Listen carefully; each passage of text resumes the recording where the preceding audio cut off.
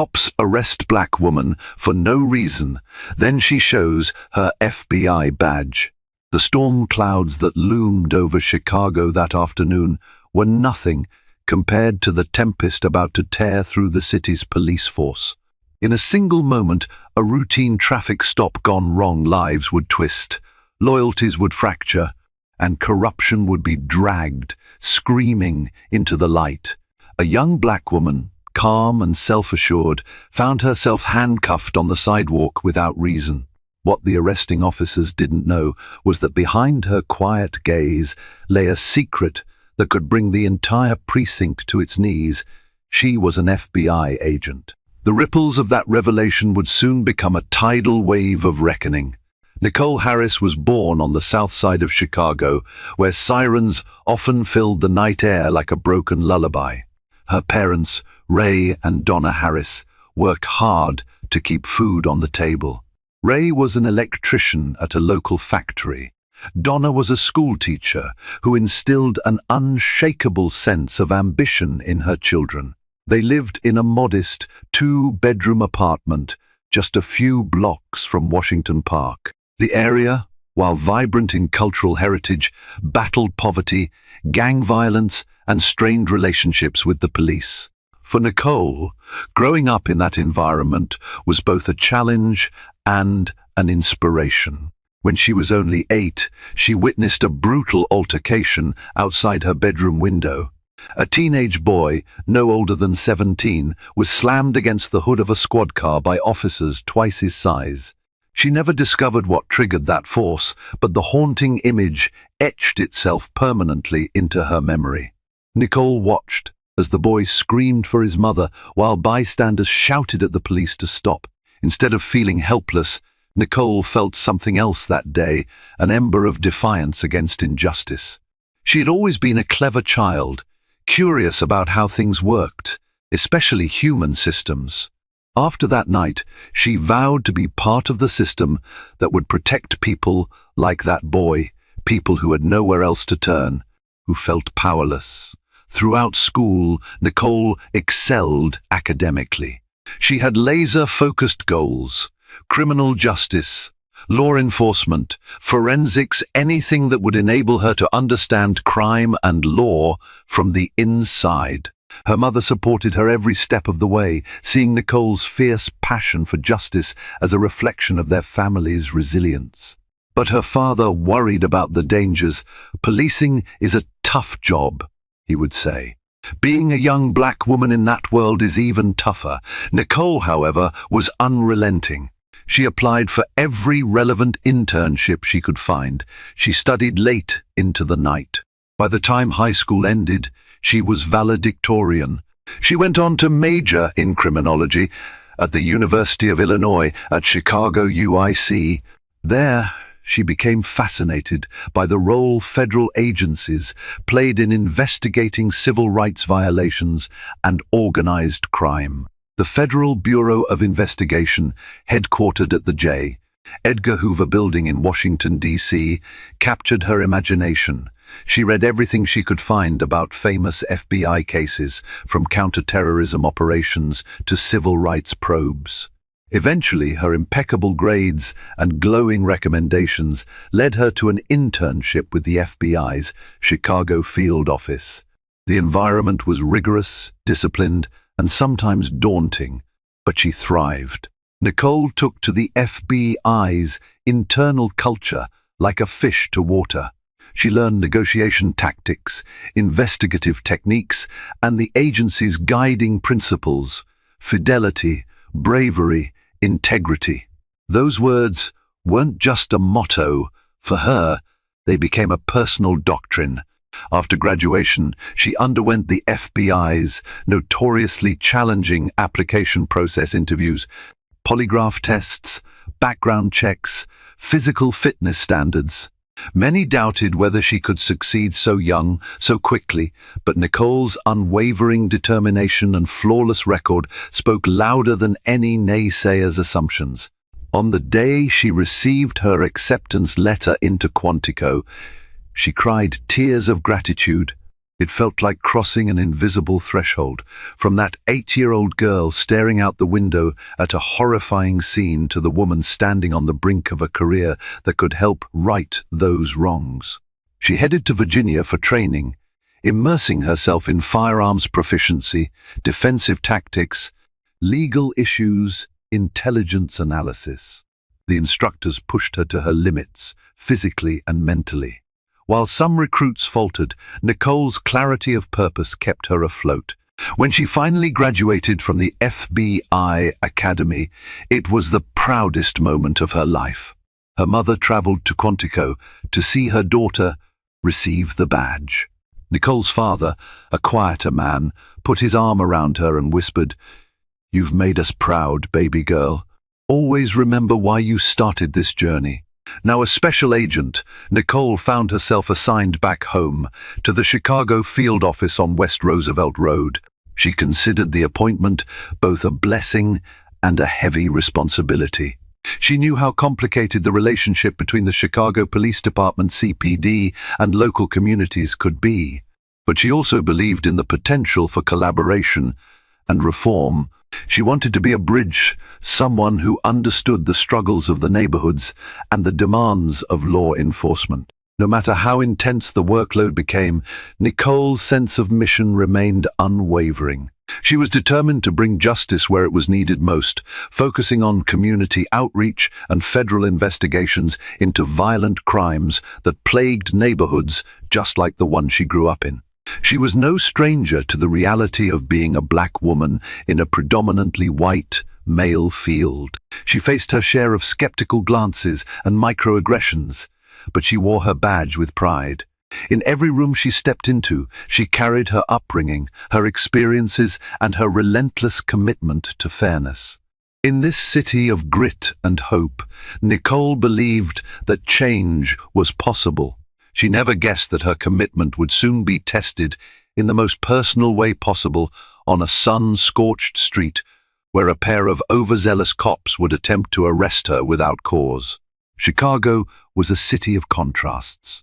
Gleaming skyscrapers lit up the downtown skyline, but less than a few miles away, entire neighborhoods struggled with neglected infrastructure, crime, and underfunded schools. It was into this delicate ecosystem that Nicole re-entered, her FBI credentials in hand, determined to make a difference. The Chicago field office, located on a bustling thoroughfare, was a far cry from the stately corridors of the J. Edgar Hoover building. It felt more like home, fast-paced, diverse, a place where the urgency of the city's problems collided with an equally strong desire to solve them. Tensions with the Chicago Police Department ebbed and flowed. On the surface, the CPD and FBI worked together on joint task forces, combating gang violence, narcotics distribution, and terrorism threats. Yet behind closed doors, there was friction. Some local officers distrusted federal interference, while some feds criticized the CPD's track record of alleged brutality and misconduct. Recent high-profile incidents of police violence had set the city on edge. Protest marches became almost routine, sparking heated debates in city council meetings and on social media. Nicole felt the tension whenever she passed a CPD cruiser.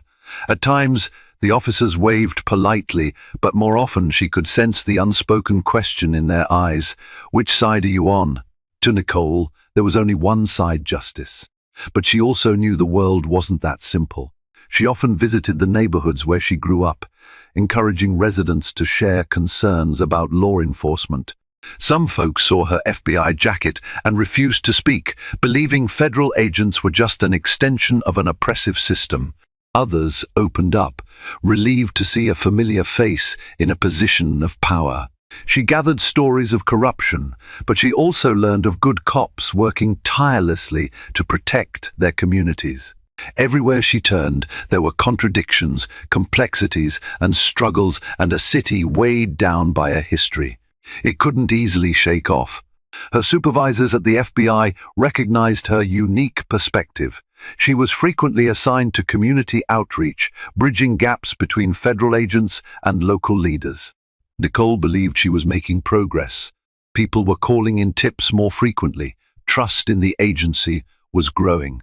Yet she understood that real change would take time. In the midst of such precarious relations, Nicole never expected to be personally targeted by rogue officers. She carried her credentials everywhere, as required. She knew her rights and the law. She believed in the system's ability to self-correct, but the city's tension was a tinderbox, just waiting for a spark. That spark would come on a sweltering August afternoon, when an innocuous trip to pick up a housewarming gift for a friend would set in motion a chain of events that rocked the city and challenged Nicole's faith in the very institution she served. It was a Saturday, and Nicole finally had a day off. She wanted to do something thoughtful for her close friend Sarah, who had just moved into a new apartment. Sarah had raved about a small boutique in the River North neighborhood that sold handcrafted ceramics. Determined to find the perfect gift, Nicole hopped into her silver sedan and headed across town. The sun beat down mercilessly, reflecting off the asphalt and the gleaming skyscrapers. The forecast promised temperatures soaring into the high 90s, with humidity so thick it felt like walking through soup. Nicole welcomed the air conditioning inside her car. She turned up the radio, letting a soulful R&B track fill the space. Traffic was heavier than usual.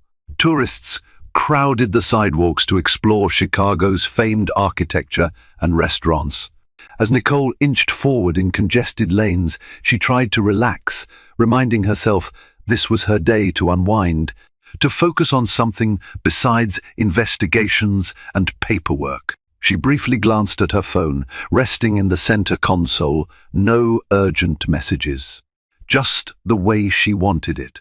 Finally, Nicole exited the highway near River North. The streets were narrower here, lined with upscale galleries, trendy cafes, and artistic murals that gave the neighborhood its charm. She noticed a couple of squad cars parked along the curb, lights off, as officers chatted with each other. It seemed ordinary enough. River North was a hot spot, and the CPD often maintained a visible presence to deter crime. Finding a space near the boutique proved challenging, so Nicole circled the block. On her second pass, she spotted a parallel parking spot half a block from her destination. She maneuvered carefully, turned off the engine, and stepped out into the punishing heat. She had just locked her car when a shout made her turn around. Two officers, both white men in their 30s, were approaching. One was tall, muscular, with a crew cut. The other was shorter, stocky, with a mustache that seemed to bristle with irritation. "Hey, you, stop right there," the taller officer barked. Nicole froze, perplexed. She hadn't done anything. At least, nothing she could think of. She glanced around, wondering if he was addressing someone else, but there was no one else nearby. "Yes, officer?" she asked, keeping her tone calm. The second officer, with the mustache, pointed at her car. "We need to see your ID and registration, now." Nicole frowned. "Is there a problem?" He stepped closer, eyes narrowing. "You're illegally parked." Nicole looked back at her car. The sign clearly indicated 2-hour parking was allowed, and she was well within the lines. She pointed this out. "Actually, I'm parked legally." The tall officer scoffed. "Don't get smart with us. Turn around, hands on the hood." Her heart began to race. This was definitely not standard procedure for a simple parking dispute. She contemplated showing them her FBI badge right then, but caution took hold. She wasn't wearing her service weapon, given it was her day off, but she did have her credentials in her wallet. She decided to comply for the moment. "Look, there's no need for this," she said gently. "I'm an FBI agent. If you'd allow me to, FBI," the stocky officer mocked with a laugh. "Sure you are." Before she could finish speaking, the tall officer grabbed her arm and spun her around, pushing her against the side of her car. The roughness of his grip shocked her, her cheek pressed against the heated metal of the hood, the scorching temperature stinging her skin. "Are you resisting?" the tall officer growled. "I'm not resisting," Nicole said, her voice tight with anxiety and a growing sense of outrage. She tried to remain calm, mindful of how quickly these situations could escalate. Bystanders began to stop, eyeing the unfolding scene. A couple of people took out their phones, starting to record. Nicole could see them in her peripheral vision. She felt humiliation creep into her chest, but also a surge of determination. This was exactly the kind of abuse of power she had joined the Bureau to fight. The stocky officer rummaged through her purse, which she had dropped on the sidewalk when they grabbed her. "We'll see about these so-called FBI credentials," he sneered. "Probably fake ID." Nicole's mind raced. Even though she knew she had done nothing wrong, the intense fear of being a black woman pinned by two aggressive cops in a city already fraught with tension was overwhelming. She'd never felt so powerless, even though she was armed with the knowledge and authority of a federal agent. As the officers continued their search, Nicole tried to breathe evenly. She looked at the small crowd gathering, many filming. In some ways, the cameras felt like her only protection at this moment. She locked eyes with a young black man holding his phone. He gave her a look of empathy and concern. After what felt like an eternity, the tall officer slapped handcuffs around her wrists. The click of the metal was deafening to Nicole's ears. "You're under arrest for obstruction of justice," he declared. An incredulous anger surged in Nicole's chest. "Obstruction of justice? I haven't done anything but park my car." He ignored her, patting her down as sweat dripped down both their faces. She caught her reflection in the car's window, eyes wide with rage and humiliation. She had never envisioned this scenario, a black female FBI agent publicly treated like a criminal without the slightest provocation. At last, the stocky officer found something in her purse. Nicole couldn't see his reaction, but she knew it had to be her badge case. Her heart pounded. This was the moment that could turn the tide or make everything worse. Nicole felt heat radiate from the hood and from her own body. She tried to maintain composure, but her wrist was throbbing from the cuffs. The tall officer maintained his grip on her arm, refusing to loosen the metal biting into her skin. "Hey, Brad," the stocky officer called to his partner. He held up the black leather wallet that contained Nicole's FBI badge and ID. "Take a look at this." Officer Brad Wilson, as the name tag revealed, loosened his hold just enough to peer at the item. A skeptical frown crossed his face. "What is it?" Nicole couldn't see it herself, but she knew exactly what they were looking at. An official FBI badge with her photograph and identification. She carried it dutifully since the day she graduated from Quantico. The shorter officer, whose nameplate read Officer Tucker, turned the wallet in his hand. "It's some kind of badge, FBI seal and all." A momentary silence hung in the humid air, as if the entire street held its breath. Some bystanders murmured. Nicole heard someone whisper, "Oh my God, she really is FBI." Despite the evidence in front of them, Officer Wilson sneered. "This looks pretty authentic," he admitted, "but we get high-quality fakes all the time." Nicole had had enough. She stared at him over her shoulder. "Call the Chicago field office. Ask for Special Agent Nicole Harris. Or better yet, run my badge number through NCIC." Her voice was surprisingly steady, even though her heart hammered in her chest. She was furious at the injustice, the disrespect, the likelihood that if she weren't an FBI agent, she might be on her way to the station, or worse. Officer Tucker shoved the badge into his pocket. "We'll sort this out at the station," he said. "You're still under arrest for obstruction. Are you serious?"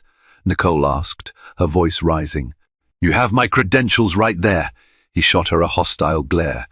"We'll see if they're real." By now, multiple phones were recording. Pedestrians stood on the sidewalk, Some outraged, others confused. One woman yelled, "She's FBI, you idiots!" Another man hollered, "That's messed up. Let her go." Officer Wilson gestured to the crowd, irritation twisting his features. "Back off, or you'll be next." Nicole felt despair, anger, and a tinge of fear swirl inside her. She knew all the protocols, but the scenario was spiraling out of control. She couldn't believe these officers' stubborn refusal to acknowledge the truth. Just then, another squad car pulled up, lights flashing. 2 more officers jumped out, looking alarmed at the scene. "What's going on here?" one of them asked, eyeing Nicole in cuffs and the growing throng of onlookers. Officer Tucker waved the badge wallet. "Says she's FBI, but we're verifying." The newcomer glanced at the badge in Tucker's hand, then at Nicole. "Let me see that ID." Nicole braced herself, hoping rationality might finally prevail. Officer Montoya, the newcomer, took the leather wallet from Tucker. She flipped it open, inspected Nicole's photograph, her name, the official FBI seal, and the credentials. Nicole saw Montoya's expression shift from skepticism to something approaching alarm. She looked at Nicole, then back at the badge. "You might want to reconsider those handcuffs," Montoya said carefully to Wilson and Tucker. "This looks legit." Wilson, still gripping Nicole's elbow, snorted.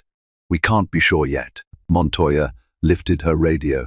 "Dispatch, this is Officer Montoya, requesting a verification of an FBI credential, badge number." She squinted at the ID and read out the series of numbers. Then she provided Nicole's name. Through the radio's crackle, dispatch confirmed, "Stand by." A tense silence fell over the street. Nicole sensed the crowd's anticipation, the frustration in her own racing pulse, and the officer's mounting discomfort. Finally, the radio popped again. "Officer Montoya, those credentials are confirmed. That's Special Agent Nicole Harris, assigned to the Chicago field office." Montoya nodded and looked at Wilson and Tucker. "Uncuff her. Now." Officer Wilson's face reddened. His jaw tightened as he removed the cuffs from Nicole's wrists. Tucker glanced around at the crowd, some of whom were now chanting, "Let her go! Let her go!" Nicole turned around, rubbing her sore wrists. She felt a surge of relief, but also indignation. She fixed her gaze on the 2 officers who had arrested her. "I'd like your badge numbers," she said, her voice steely. Neither Wilson nor Tucker responded. They just stared at her, as if trying to decide whether to argue or back down. Montoya handed Nicole her badge wallet with a respectful nod. "Here, Agent Harris. I'm sorry for the misunderstanding." "Misunderstanding?" Nicole repeated. She could barely keep her anger in check. "I was arrested, handcuffed, and humiliated in public for a legal parking job, and because you 2 refused to believe that a black woman could actually be an FBI agent." Bystanders cheered in agreement. Phones still recorded. The tension in the air was now electric. One of the local business owners stepped out to see what the commotion was about, only to gasp at the sight of Nicole in front of the squad car, her wrists red from cuff marks. Officer Montoya's partner, Officer Delgado, stepped forward. "Let's all calm down. No one wants this to get out of hand." Nicole stared him down. "It already is out of hand. I will be filing a complaint. You can count on that." Wilson finally found his voice, though it was dripping with condescension. "We had probable cause," he mumbled. "We thought, what probable cause?" Nicole snapped. "What crime did I commit?" His mouth opened, but no words came out. Tucker shoved his hands in his pockets, looking anywhere but at Nicole. Montoya exhaled slowly, glancing between them. "Look, Agent Harris, if you want to file an official complaint, you're within your rights. But let's keep this civil." Nicole's glare never wavered. "Get out of my way," she said curtly. Then she added, "I expect to hear from your Internal Affairs Division soon." She retrieved her purse from the ground, grabbed her car keys, and walked off, ignoring the pointed stares and swirling cameras. This wasn't just a personal indignity. It was a glimpse into a much deeper rot, something she now felt compelled to expose. Nicole managed to buy Sarah's housewarming gift, but her mind was elsewhere. Her hands trembled as she drove home, running on adrenaline and fury. She replayed the incident in her head, how brazenly the officers dismissed her, how quickly they escalated to force. By the time she got home, she was still shaking. She set the ceramic vase on her kitchen counter, swallowed some water, and tried to gather herself. She contemplated her options. Filing a complaint against police officers wouldn't be complicated, especially with multiple witnesses and recorded evidence. But she knew how these processes often went: lengthy investigations, vague outcomes, minimal accountability. Her phone vibrated. A text from a colleague at the Chicago field office. "Have you seen this video on Twitter? Looks like you." Heart pounding, Nicole opened the Twitter link. Someone had posted a video of the entire confrontation. She watched as it captured her lawful parking, the officer's approach, the rough handcuffing, and the moment Officer Montoya verified her credentials. The hashtag FBI while black was trending locally. Comments poured in by the second. "This is insane. When will it stop? This is why we protest. Don't they realize who they just messed with? They never believe us, no matter what we do."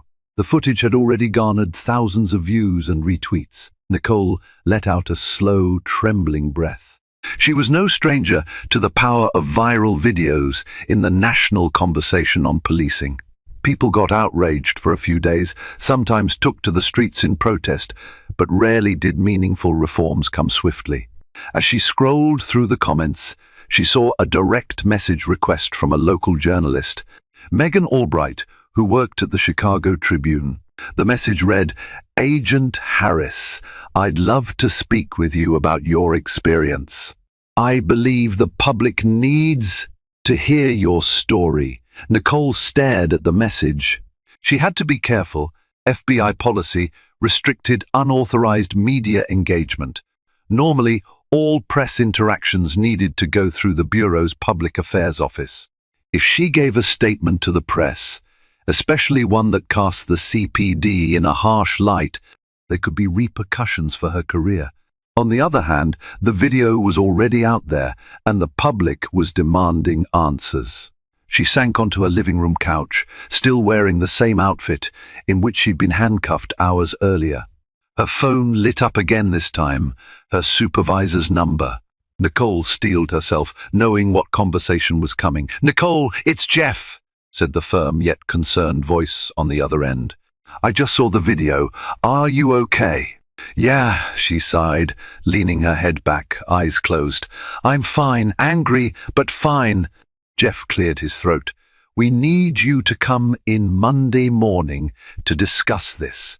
The special agent in charge wants a full report and will coordinate an official statement if necessary. For now, do not speak to the press, okay?"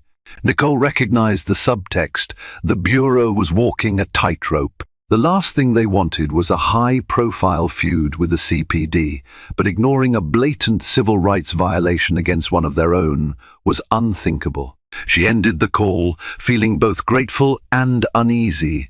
This was bigger than just her. She could sense it. The swirling storm on social media, combined with the tension already present in Chicago over policing, meant the next few days could escalate fast. Somewhere deep in her gut, Nicole knew she couldn't let this slide. This wasn't merely an insult. It was a symptom of a system that often devalued and criminalized black bodies, even when they wore a federal badge. Monday morning arrived under slate-gray skies that threatened rain. Nicole walked into the Chicago field office, feeling a knot in her stomach. She had spent the weekend drafting a meticulous account of the incident. The tension of waiting for official action, combined with the relentless onslaught of social media chatter, had made for a sleepless couple of nights.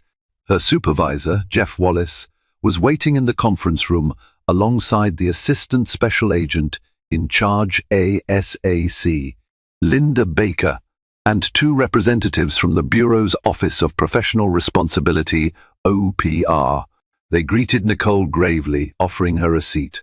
"Agent Harris," Baker began, her voice measured and formal, "we've reviewed the video footage and your written report. The Bureau considers this a serious matter." Nicole nodded. "Thank you, I appreciate the support. But I'm worried the CPD will either try to dismiss what happened or double down on their narrative." Jeff leaned forward, hands clasped. "Nicole, you need to know that the CPD is already conducting its own internal investigation. Their top brass reached out to us, expressing concern and apologizing for the officers' actions. That said, I also want you to be prepared for any pushback. Sometimes these investigations get messy." Nicole felt a surge of relief that the CPD had at least acknowledged wrongdoing, but she remained skeptical.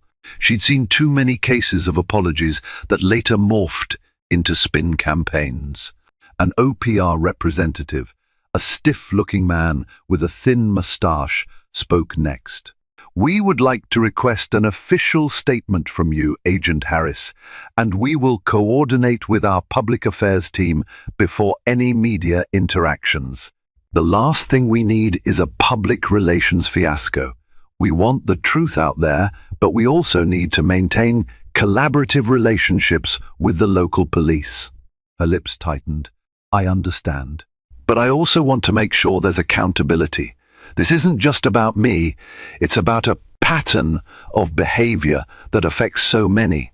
Baker gave her a sympathetic look. "Believe me, we're aware. The director in DC was briefed on the situation. He wants this handled promptly and fairly." Nicole glanced at Jeff. "What do you need from me now?" He sighed. "We'll be setting up a meeting with CPD leadership, along with their internal affairs. We need your testimony, your badge camera records, if available though you weren't on duty, so I assume that's not applicable, and any additional evidence. There are at least 6 different cell phone videos circulating, so that also will come into play." Nicole nodded again, steeling herself. "I'm ready." As she left the conference room, she could feel the weight of the Bureau's eyes upon her. This case wasn't just her personal quest for justice. It had become a public test of how federal and local law enforcement dealt with allegations of racial profiling and misconduct, especially when the victim was one of their own. Outside, the sky finally let loose a torrent of rain, pattering against the glass windows of the field office. Nicole watched the downpour and wondered if it was some kind of omen. Change often came like a storm, turbulent, chaotic, but ultimately cleansing. She could only hope the city was ready for it. That afternoon, Nicole arrived at the Chicago Police Department's headquarters on South Michigan Avenue. A formal meeting had been scheduled between her, representatives from the FBI CPD's Internal Affairs Division, and the CPD's top brass. She felt a mixture of trepidation and defiance as she walked through the grand lobby with its polished floors and the emblem of the CPD prominently displayed. The conference room was large, with a long wooden table and a dozen chairs on each side.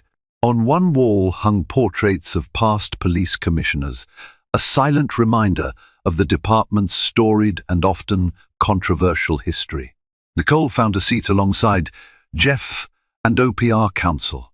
Across from them sat CPD Chief Anthony Ramirez, flanked by several senior officers, including the head of Internal Affairs, Captain Andrea Carter. Chief Ramirez was a tall, imposing figure with salt and pepper hair. He folded his arms, looking decidedly uneasy. "Agent Harris, on behalf of the department, I want to extend my apologies for the experience you endured.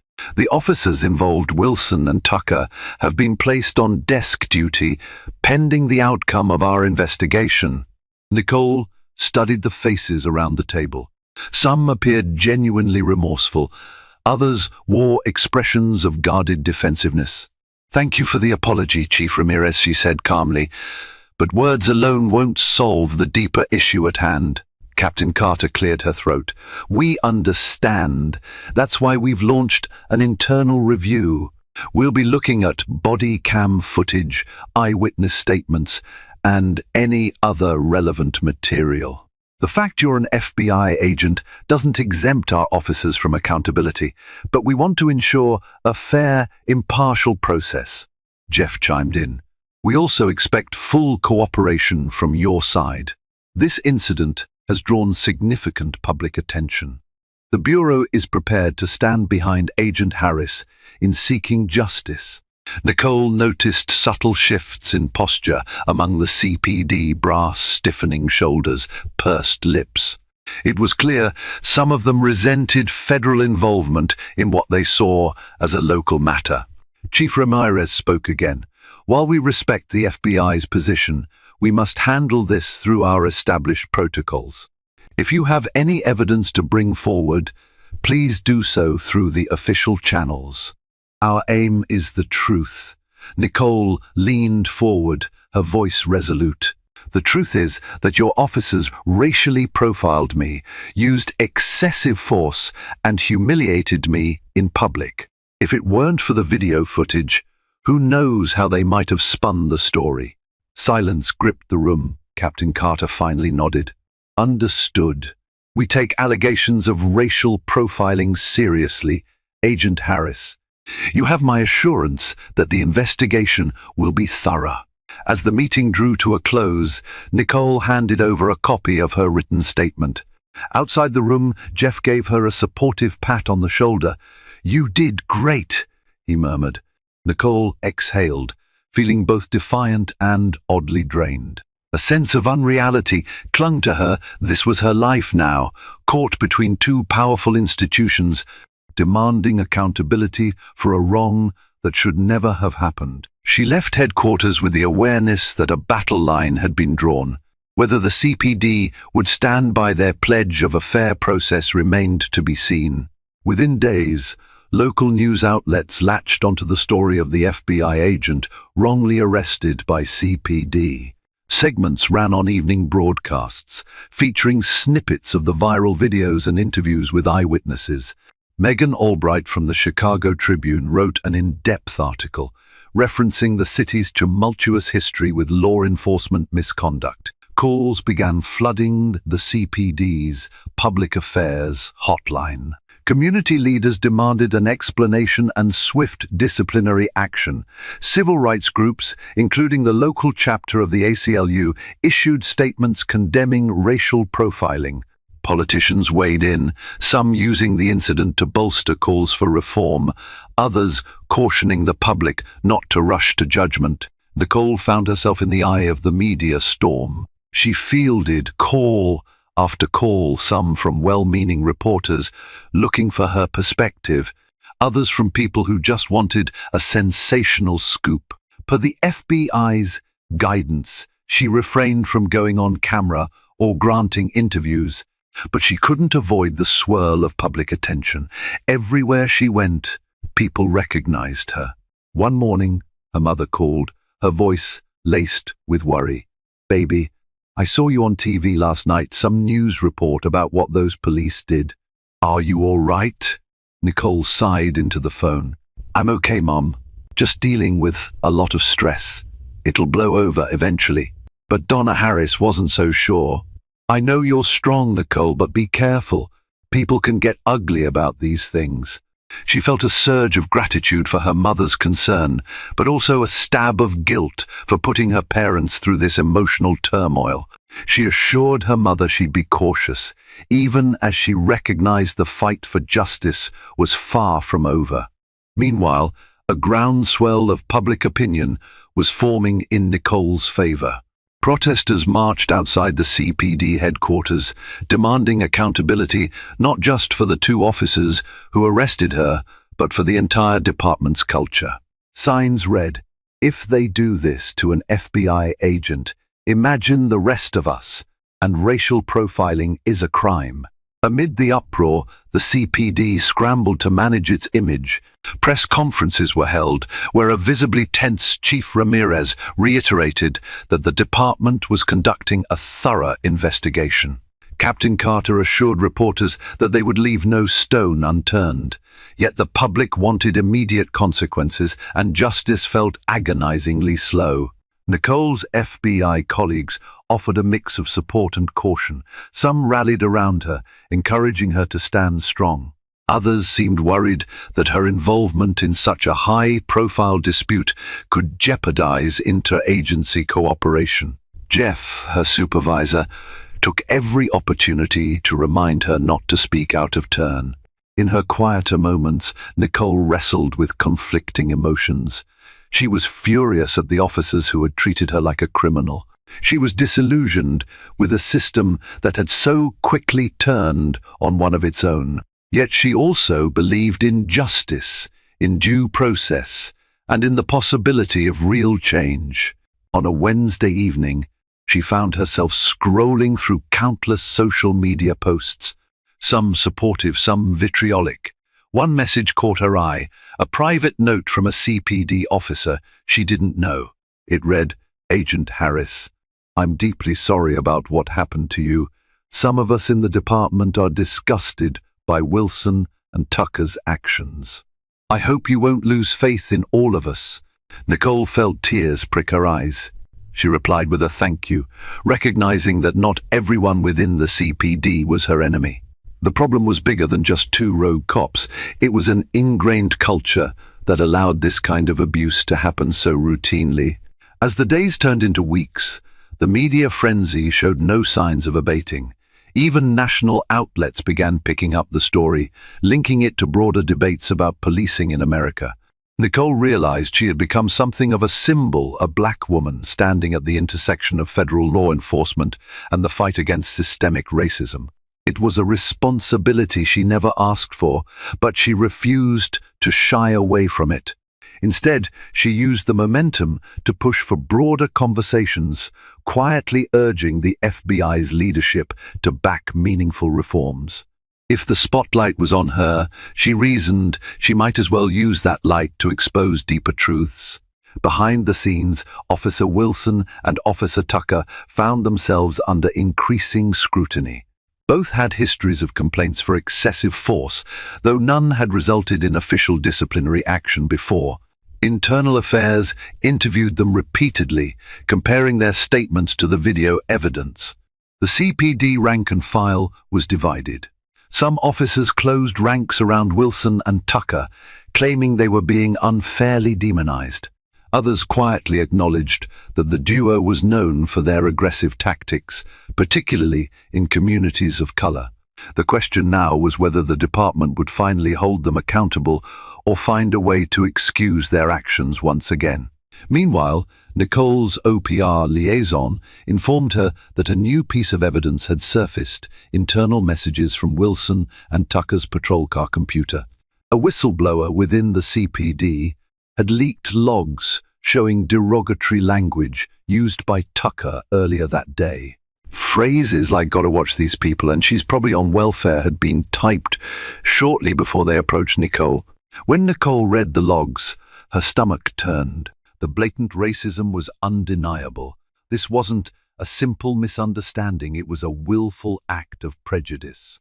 She shared the evidence with Jeff, who immediately forwarded it to the legal department. The following day, in an explosive turn of events, those logs were published in the Chicago Tribune.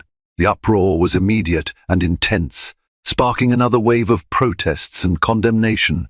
Civil rights advocates seized on the logs as proof that the arrest was rooted in racism, not mere procedural error.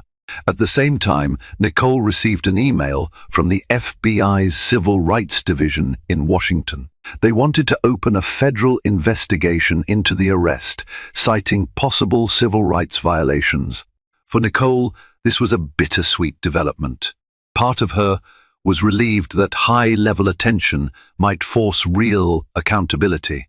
Another part of her dreaded the increased pressure and the potential for retaliation. Behind closed doors, CPD leaders convened crisis meetings. They issued statements condemning the language used by the officers, stating it didn't represent the department's values. But the public was losing patience. Calls for Chief Ramirez's resignation began circulating, though it wasn't clear if he bore direct responsibility for the officers' conduct. Nicole found herself at the center of it all, her phone buzzing constantly with interview requests, messages of support, and the occasional hateful rant. She was exhausted, but she felt a moral imperative to see this through. Privately, she worried about her parents' safety, about her own. She wasn't naive. She knew how some officers might react if they perceived her as an enemy of the department, but she refused to be intimidated. If the system was ever going to change, it needed voices from the inside willing to speak up. And so, with every new revelation, every leaked log, and every public demonstration, cracks appeared in the armor that had shielded bad cops for too long. The question now was whether those cracks would widen into a permanent fissure, one capable of dismantling the very foundations of corruption and bias. The tension reached a boiling point when CPD Internal Affairs formally recommended that Officers Wilson and Tucker be suspended without pay, pending termination. The language of their report was damning, a clear violation of departmental policy, including racial bias and excessive use of force. News of the recommendation rattled the police force. Some officers rallied to defend Wilson and Tucker, while others sighed in relief, grateful that the department was finally addressing these chronic problems. Nicole heard the news from Jeff, who walked into her office holding a copy of the report. "It's a big step," he said, handing it over. "They're going to terminate them if the police board approves." She felt a wave of mixed emotions. It's something, but it doesn't erase what happened, or what happens to countless others who don't have an FBI badge to protect them. Jeff nodded solemnly. "I know, but it sets a precedent that the department can't sweep these incidents under the rug anymore, especially when they become public." Meanwhile, the federal investigation gained traction. Investigators from the Civil Rights Division interviewed Nicole, the bystanders who had recorded the incident, and other CPD officers who'd worked with Wilson and Tucker. A pattern of discriminatory behavior began to emerge. Lawsuits filed by other victims surfaced, detailing similar arrests and harassment. Then came the day of the hearing at the police board, an independent body that determined final discipline for officers. Members of the public packed the room, many wearing shirts that read "Justice for Nicole." The tension was palpable. Wilson and Tucker appeared with their attorneys, who tried to spin the narrative that their clients made a reasonable mistake and acted in good faith. They argued that Nicole's defiance had escalated the situation. The board members, however, repeatedly referenced the leaked patrol car logs and the glaring mismatch between the officers' statements and the video evidence. Nicole took the stand, recounting the incident step by step. The attorneys attempted to discredit her, hinting that she had blown the situation out of proportion. But each time they pressed, Nicole calmly reiterated the facts, which were already plain to see on the recordings. After deliberations that lasted 3 hours, the board rendered its decision. Both officers would be terminated from the CPD, effective immediately. An audible sigh of relief rippled through the room. Some in the crowd cheered, others wept with joy. Outside, reporters thrust microphones toward Nicole, begging for a statement. She glanced at Jeff, who nodded in approval. Gathering her courage, she faced the cameras and said, "This is an important moment, not just for me, but for everyone who's ever been targeted unfairly. Accountability is the first step toward rebuilding trust. I hope this can be a catalyst for deeper reforms." Her words echoed across the city, carried by the evening news and social media shares. For once, it felt like the system had delivered a measure of justice. Yet Nicole knew this was not an end, but but rather a beginning of a much longer fight for true equality. The fallout for Wilson and Tucker didn't end with their termination. The federal investigation continued to examine whether their actions constituted civil rights violations, warranting criminal charges. As more stories surfaced about similar misconduct by the pair, the possibility of indictments grew stronger. For the CPD as a whole, the incident triggered a wave of introspection and reform proposals. City council members pushed for greater oversight. Activists lobbied for the creation of a community review board with the power to investigate allegations of police misconduct. The mayor, under increasing political pressure, announced an initiative to diversify the police force and ramp up anti-bias training. Chief Ramirez, who had initially tried to contain the incident quietly, found his leadership questioned. Some critics argued he should have acted more swiftly and publicly in condemning the officer's actions. While he managed to keep his position, the ordeal tarnished his reputation, and rumors swirled that he might retire early. In the midst of this upheaval, Nicole received an invitation from the FBI's national headquarters. They wanted her to participate in a panel on law enforcement ethics and racial bias. It was an unexpected opportunity to share her perspective with some of the Bureau's highest-ranking officials. She flew to Washington, D.C., feeling both honored and overwhelmed. The panel took place in a stately conference hall at the J. Edgar Hoover Building. Seated alongside other prominent figures, civil rights attorneys, experienced FBI agents, and even a few police chiefs, Nicole spoke candidly about her experience. "This isn't just about me being an FBI agent," she said, her voice resonating across the room. "It's about the wider reality that people of color face every day, fear of being unjustly targeted, mistreated, or worse by law enforcement. We must do better. That requires not just punishing bad actors, but transforming the entire culture that enables them." Her words drew applause, and several agents approached her afterward, sharing their own stories and offering support. Some expressed frustration with their local police partnerships, acknowledging the tension between federal ideals and on-the-ground realities. Nicole felt a glimmer of hope, sensing that momentum for real change was building, at least in some pockets of federal law enforcement. Back in Chicago, Nicole resumed her duties at the field office.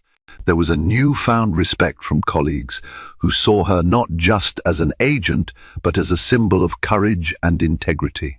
Still, the scars from her ordeal ran deep. She found herself double-checking her rear-view mirror whenever she passed a CPD cruiser, a habit she hated but couldn't quite break. One afternoon, she received an unexpected visitor, Officer Montoya, the one who had listened to the badge verification on the scene. Montoya walked into the lobby of the field office, looking nervous, holding her cap in her hands. "Agent Harris," Montoya said, voice trembling slightly, "I just wanted to say I'm sorry. Sorry for not standing up sooner, for not doing more in the moment. I hope you can forgive me." Nicole studied the officer's remorseful expression and extended a hand. "Montoya, I appreciate that.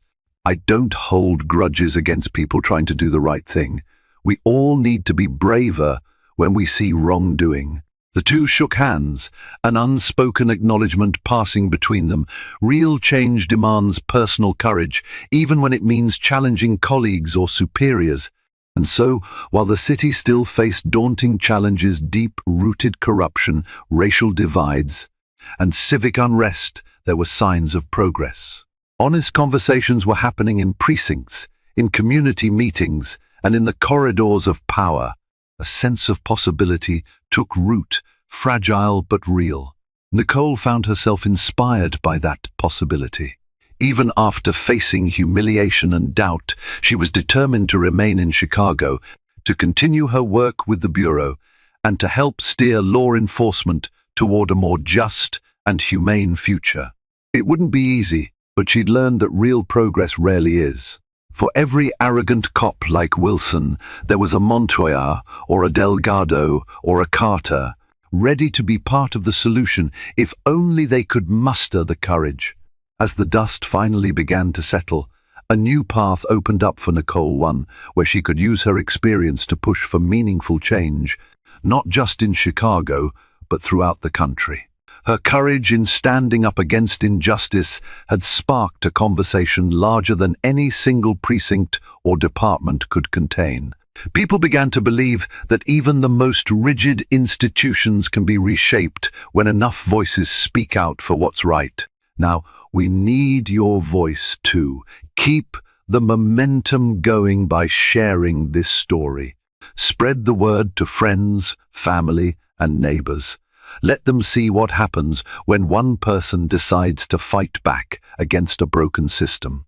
Make sure you hit that like button, subscribe to stay connected, and share this video with everyone you know. Because together, we can ensure that justice and accountability aren't just words, they're the foundation of our society.